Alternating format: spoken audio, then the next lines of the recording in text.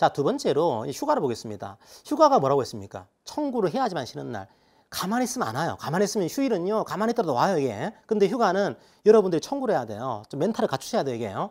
청구를 해야 됩니다. 원래는 휴가도 멘탈을 갖출 필요는 없죠. 근데 우리나라는 좀 휴가에 대해서 여전히 이제 좀 꺼려하는 분위기가 있다 보니까 멘탈이 있어야 된다 표현을 쓰는데, 이제는 이제 그런 시기는 지나간 것 같아요. 이제는 자기 권리면은 당당하게 휴가를 신청하고 그냥 휴가를 당연히 인정해주고 이런 문화가 만들어져야 될 겁니다. 어쨌든 간에 휴가는 청구를 해야 됩니다. 어떤 게 있을까요? 휴가에. 제가 몇 가지 사례를 가지고 와봤습니다. 좀 졸릴 수도 있으니까 제가 성대모사는 할 수가 없지만 조금 얘기를 해볼게요. 생각해 보세요. 팀장님, 제가 몸이 너무 안 좋았어요. 이틀 정도 병가를 내고 싶은데요. 병가는 며칠을 쓸 수 있는 거죠? 이런 얘기를 합니다. 그 다음에 또 한 가지가 병가 기간엔 돈이 나오는 건가요? 이런 얘기를 합니다. 자, 내가 아픈 거예요. 그럼 아플 때 내가 과연 며칠을 쉴 수가 있는 거냐? 이 문제. 두 번째로 아프면서 쉬었습니다. 그럼 쉰 그 기간 동안에 임금이 나올까 안 나올까요? 이 문제. 자, 질문한 거죠. 두 번째로 이제 어떤 친구가 이런 질문합니다. 사장님, 외할머니께서 돌아가셨는데요. 휴가를 며칠을 쓸 수가 있는 건가요? 이런 질문했어요.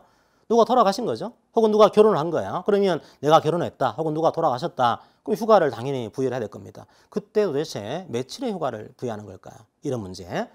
또 이제 이런 얘기를 합니다. 사장님, 스트레스가 너무 심해서요. 좀 쉬고 싶어요. 내일 하루 휴가 써도 되나요? 이런 얘기를 합니다. 그냥 너무 힘들어요. 너무 힘들어서 휴가를 쓰고 싶어요. 그럼 과연 그때 휴가를 쓸 수가 있는 거냐? 이런 질문을 하고 있는 겁니다. 자, 이게 휴일은 아닌 거죠. 당연히 쉬는 게 아닌 거니까. 그 이런 날 쉬는 휴가가 뭐가 있는 거냐? 이걸 제가 정리를 해드리도록 하겠습니다.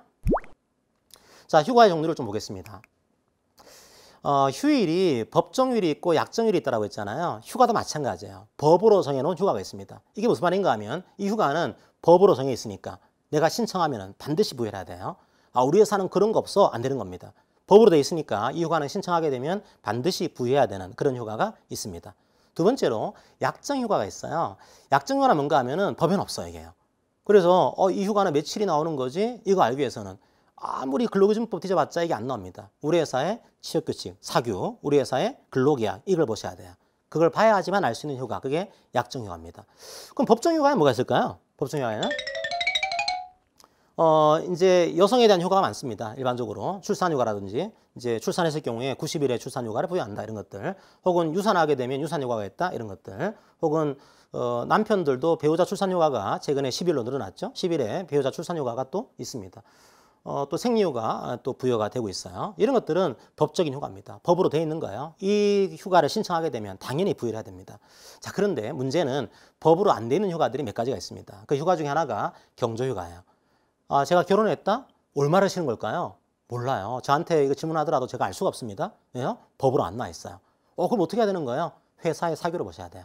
우리 회사의 규정. 우리 회사는 결혼 중요하니까 한 10일 드립니다. 20일 드립니다. 그럴 수도 있어요. 가능해요. 자, 우리 회사는 그런데 한 3일 드립니다. 이것도 가능해요. 대개 이제 일반적으로는 한 5일 정도를 결혼했을 경우에 휴가를 부여하죠. 그 이유가 법에 있는 게 아니고 일반적인 회사의 규정에 따라서 부여가 되는 구조입니다. 누가 돌아가셨다? 이 경우에 며칠 휴가를 부여할까요? 법이 없어요, 그것도요. 그래서 이것도 법에 따라서 규정되는 게 아니고 우리 회사의 사규에 따라서 부여되는 휴가가 되어 있습니다.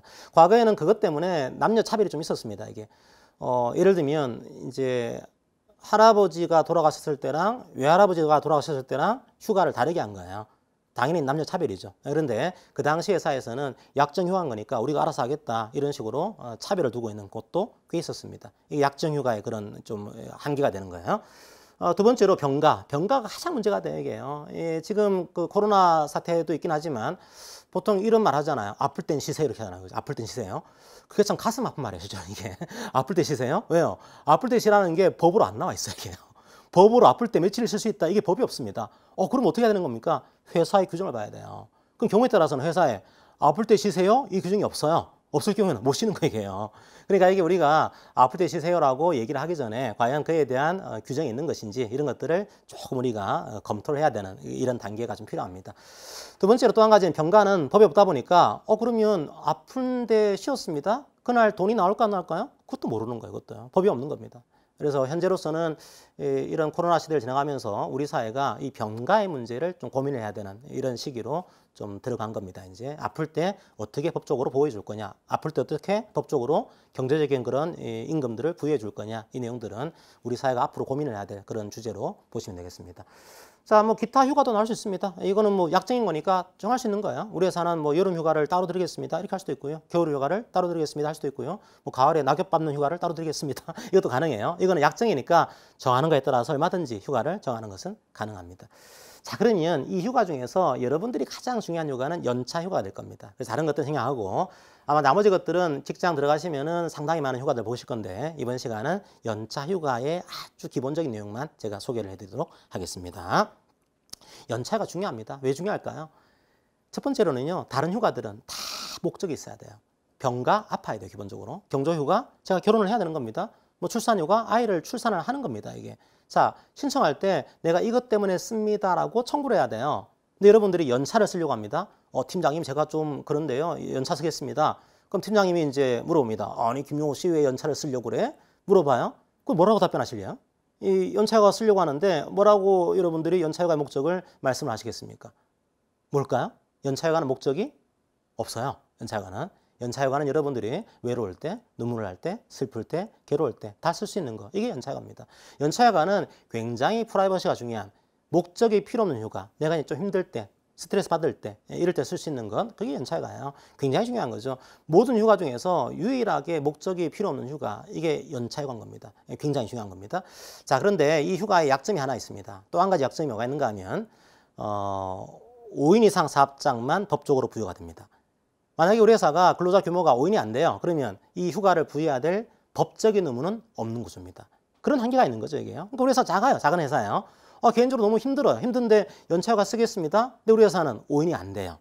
이런 경우에는 연차휴가를 부여해야 될 법적인 의무는 없다라고 하는 이런 한계들을 좀 가지고 있는 겁니다. 자, 그걸 좀 이해하시고요.